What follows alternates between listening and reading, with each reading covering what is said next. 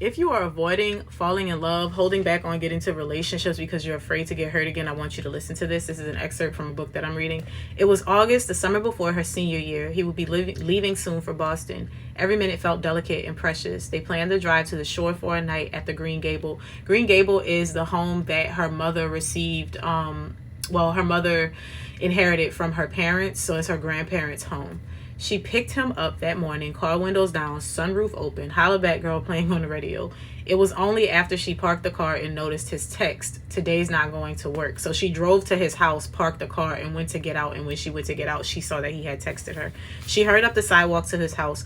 Rory was standing out front, watering the lawn with Emerson, who was visiting for 2 weeks. Emerson is his big brother.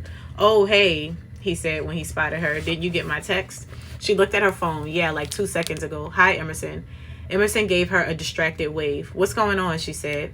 Rory seemed stressed. She touched his arm. "Is everything okay?" "Yes," he said, annoyed. "What is it then?" He glanced back at the house. "Let's go for a walk." Her stomach nodded, but she followed him to the park. They found a shady spot on the bleachers near the basketball court. Even under the trees, the metal was hot, and she slid forward so her bare legs weren't touching it.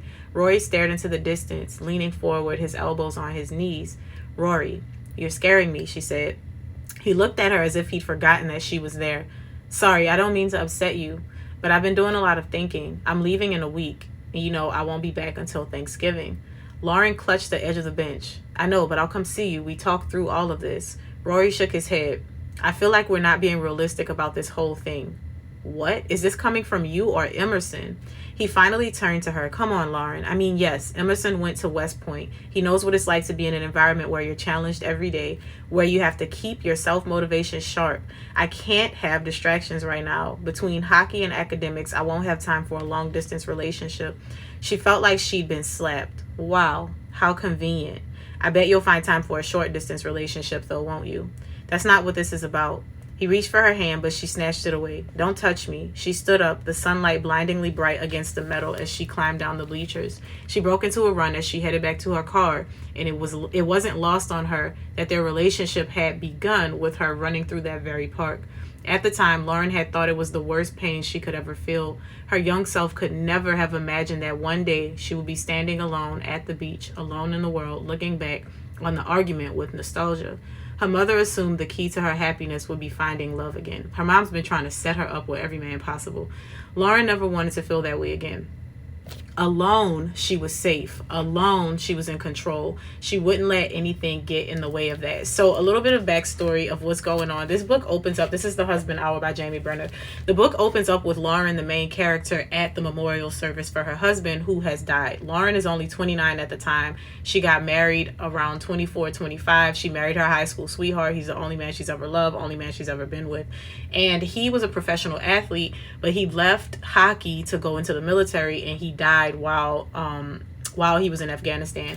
And so he had this big high profile memorial service and funeral, but after that she just wanted to disappear. She didn't want to hear from any reporters. So she's been living in Green Gable, the home that her mother inherited from her grandparents, and she's just been like busying herself. She got some job at a diner that keeps her very busy. She runs like 12 miles a day. She avoids everyone like the plague, and her mom has been trying to set her up with like eligible bachelors for the past few years. Mind you, her husband's been dead for 4 years, so everybody's looking forward to her meeting someone else and moving on, because she's not like a 50, 60-year-old widow. She's in her 20s, and so they're kind of trying to set her up with people.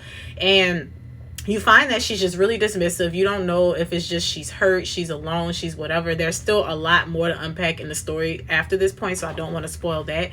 But I do want to highlight the fact that all of this is happening, and I feel like people who push people away like this, who don't want to be involved with people, they're constantly thinking like, no, it's okay, I'm going to be alone.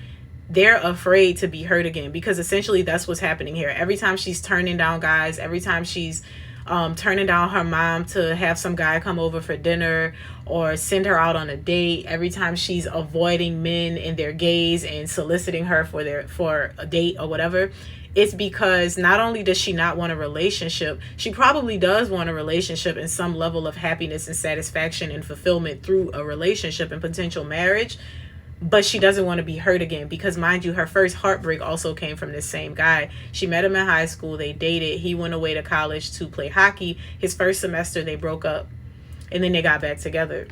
but she's reliving not even the hurt of something that happened inside the relationship in this section. She's reliving the hurt of a breakup to the same guy that she ended up marrying, and she's like, she never wants to feel that way again. So I feel like if this spoke to you, one, the book is really good, but also on a level deeper than that, if you've been hurt, if you've been traumatized, like, we all know that healing, well, some of us don't know. Some of us don't know. Seek Yah for healing. He has the answers for you. Go to him in prayer. Ask him to heal you. Now, don't be so focused on trying to have a relationship and that's the reason that you want healing. But my point in sharing this is just highlighting this part again. Lauren never wanted to feel that way again.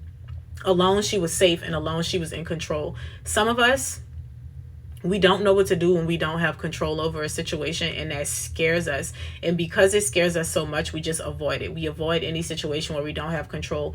We avoid certain relationships. We avoid going to certain places with people. We avoid putting ourselves out there and taking healthy risks, not uncalculated risks, but healthy risks, like getting involved with people, meeting people. And when I say healthy risk, I mean, you obviously don't go for some guy that's doing terrible or like visibly has bad intentions, or you can see the fruit of his spirit is not healthy. It's rotten fruit. Yeah, don't choose him, right? Don't give him a chance. But you don't have to be like so bottled up and guarded. And even not just in romantic relationships, but in your friendships with people, in the way that you engage with people. Some of us close ourselves off from incredible opportunities, incredible people, and great potentially fulfilling relationships because we're so afraid to be hurt, because we've been hurt before. And I know that this is real because sometimes the things that I talk about on my page, you can see the trauma screaming through people based on the comments that they leave. So I know this isn't something that people don't go through. So if you are feeling like, you know, you don't want to do things because you don't want to give somebody control of your heart again, and you don't want to be hurt again, take those things to God in prayer and ask him to heal you so that you're not walking around with that heaviness in your heart. Forgive those people who have wronged you, and let's try to move past it, because not everybody in the world is out to get you. And you have to also understand that with discernment and wisdom and understanding and growth comes the opportunity to go and live new experiences without repeating the same mistakes. So you also have to believe that you're not going to do the same thing again, and ask God for wisdom. Ask him to help guide you on this journey, because there's no reason why you should just be navigating through your entire life alone because you're afraid to be hurt. Come on, friend.